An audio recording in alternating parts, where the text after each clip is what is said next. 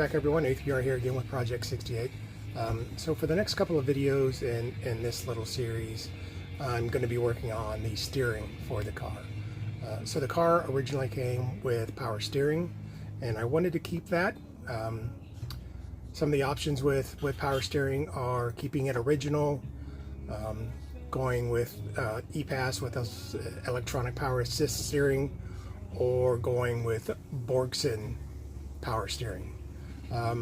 The original is okay, but they are prone to leaks because they have the long hoses, just the couplings and everything that's built into the power steering. The way the hoses go into the power steering cylinder has a tendency to leak. The EPAS systems are really good. They're pretty adjustable. You can get potentiometers that help you adjust what the power steering assist is, but they're very pricey.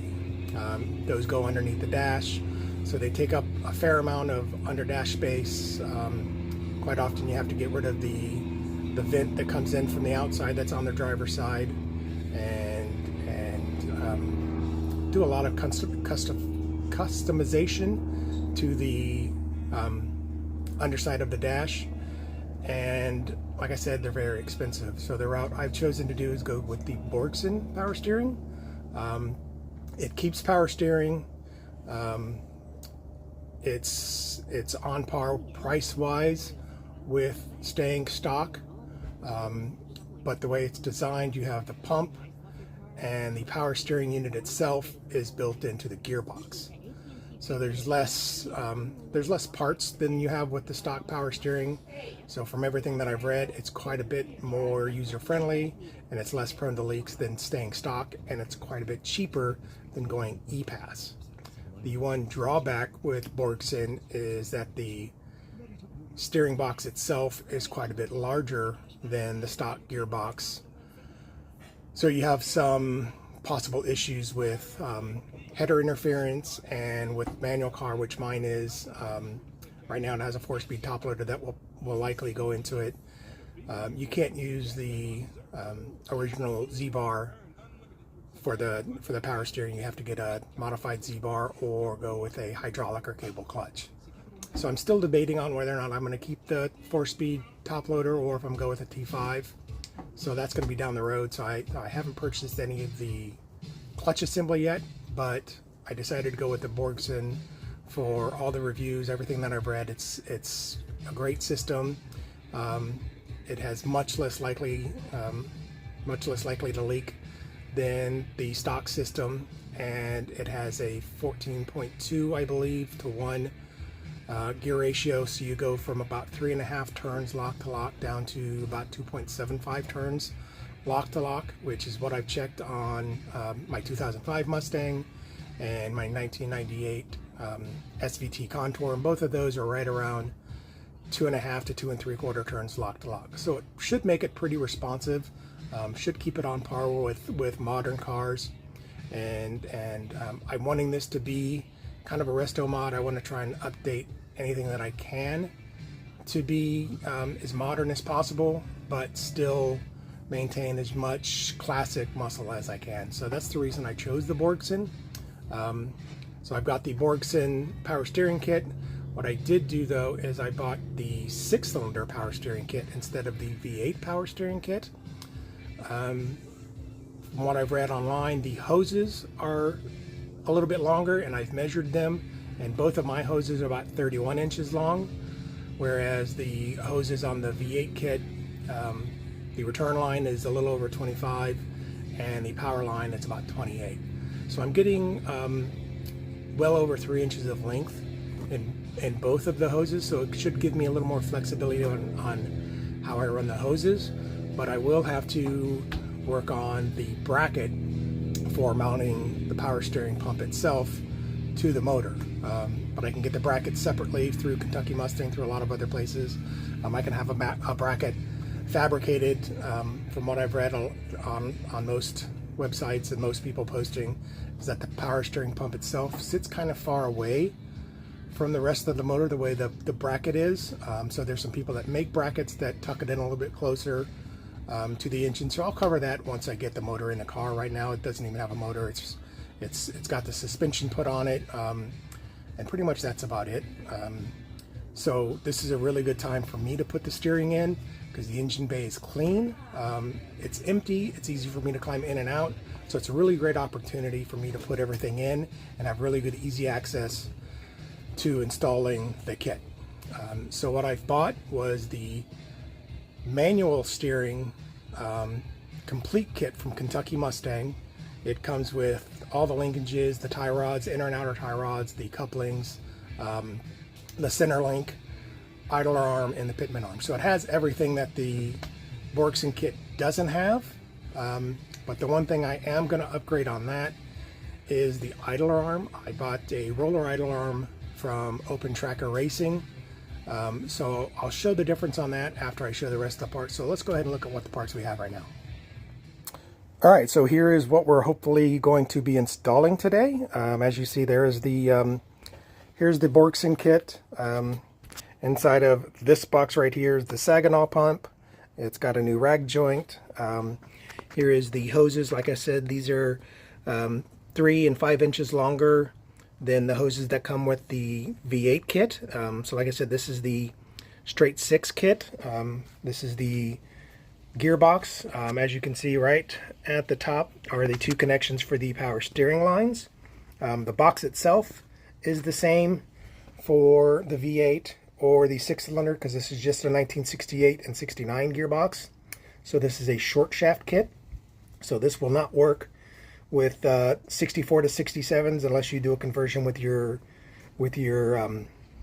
steering column. This has the collapsible steering column that's meant to couple up to it. So this has a short shaft. So that is the 14.2, I believe, to 1 gearbox. So that should help quicken everything up. I'll get close to these so hopefully you can see the part numbers. These are the outer tie rods. Got 2 of them. That's part number 4241 from Kentucky Mustang. The inner tie rods and the sleeves. 4240 for the outer tie rod. SKU number 11 for the sleeves. And then the manual center link, which is part number 757. The pitman arm and the stock idler arm. So let's take the idler arm and we'll compare it to the Open Tracker Racing idler arm. All right, so here are the 2 idler arms. On this side is the ACP idler arm that came from Kentucky Mustang with the kit itself. And on this side we have the Open Tracker Racing roller idler arm. So here, this pivot is the same. Both of these are just a rubber bushing. They're both Zerk fittings. Oh, actually, that's not even... there should be a Zerk fitting, I think, that goes in there, I believe. And then the main difference, as you can see, where the shaft from the center link comes in, on this one, this is not even greasable on the ACP unit. And on the inside, this is just a rubber bushing.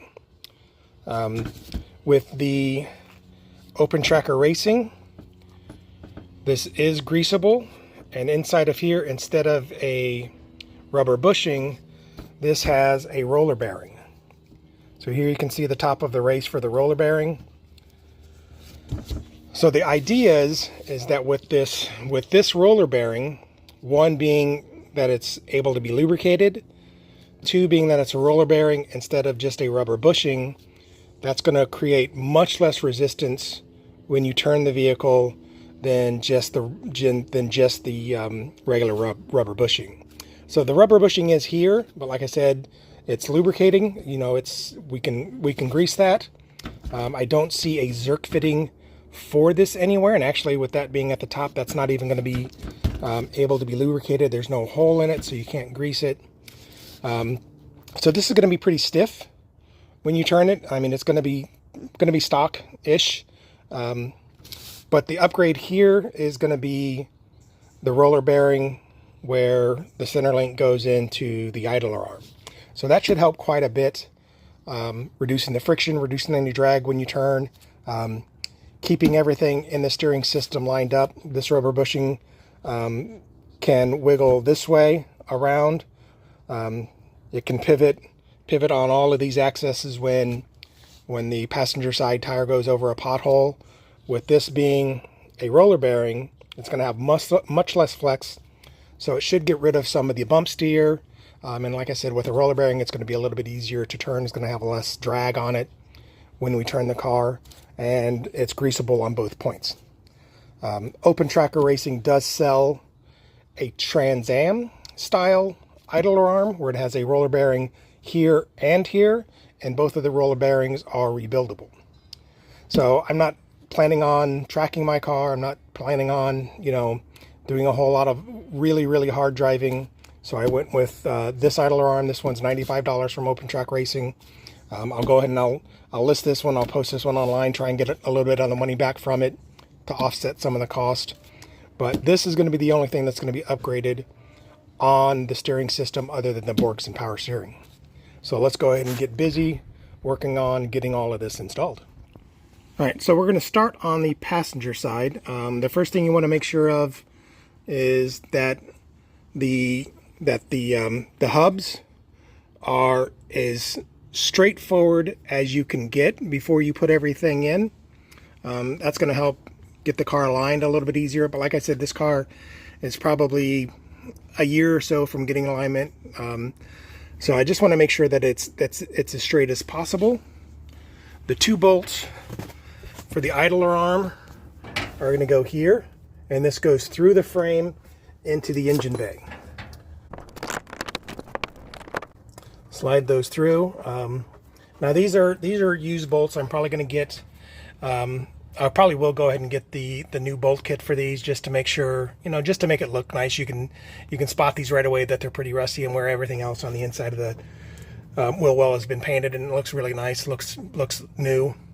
So I'll go ahead and get these replaced. But I can replace these one at a time. Once everything is put in, replace 1 bolt at a time, not have to worry about too much on the adjustment, and I'll do that before I do the final installation of everything.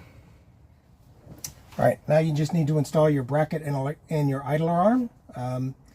If you need to get to this bolt with the nut, you can take off the castle nut and take the idler arm out of the bracket. It does have enough room that you can put it on, so you just, but it is a little bit tight, so I'm going to start the threads with it away and then work the threads in as I go through.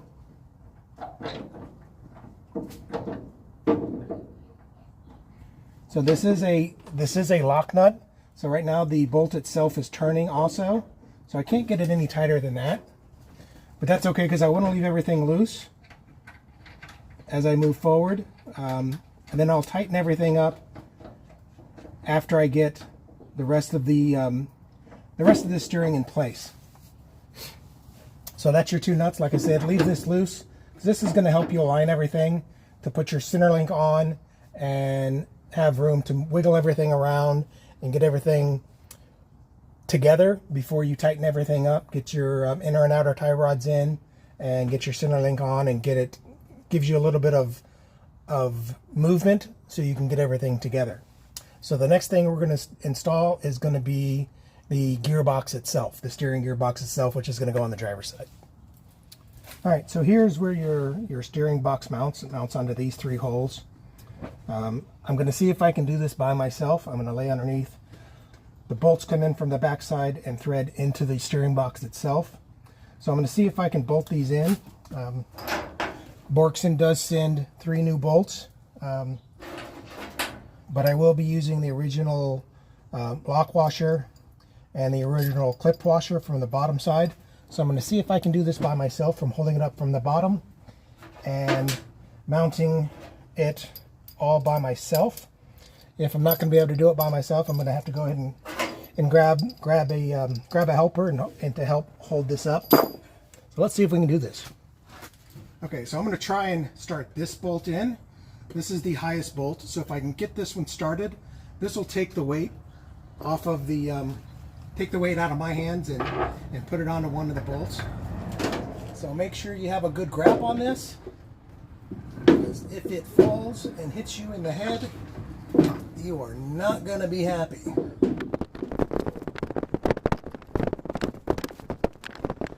Alright, so as you see, my bolts are not lining up. We're quite a bit off. So right now, the end of the gearbox is hitting the frame, and I can only get one bolt in. This one will probably start, but this bolt hole right here is quite a bit off.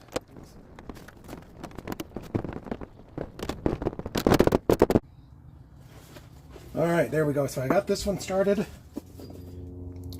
Alright, so here you can see where we're having the issue with the Borgeson pump. This bolt is in and started, but as you can see, these two bolts are just a little bit off. So I've looked at some other videos, and what people are doing is taking the pump off and denting in right here on the top of the frame rail, because you can see where the end of the power steering, or the end of the steering gearbox, is hitting the top of the frame rail. So what I'm going to do is just get me a little ball peen hammer, and I'll dent this in just a little bit to give a little bit of clearance. You can see it's already marked. It's got a little bit of wear where the paint is. So I'll go ahead and I'll knock this down, and I'll dent this top part of the frame rail in to give me a little more wiggle room to line these three bolts in.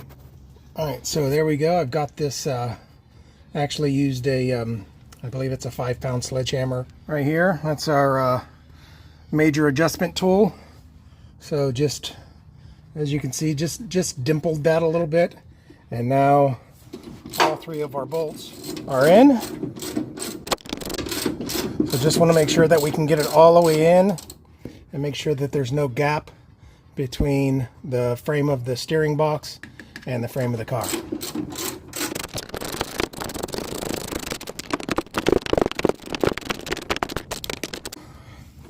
All right, so that looks pretty good. And from what I've seen, this is relatively common with installing the Borgeson pumps, because this part of the gearbox is quite a bit larger than the stock gearbox. And as you can see up here in the top is where your power steering lines are going to come in. So this is one of the issues with the Borgeson box. You have some header issues where this is not compatible with some of the headers. I'm most likely going to be running short tube headers, so I'm not super concerned with the Borgeson box. Like I said, the Z-bar coming from the clutch is an issue. The way the Z-bar comes in, it has to be a different gearbox specifically for the Borgeson gearbox, but you can get those from most of the Mustang dealers. So I'll finish tightening this up.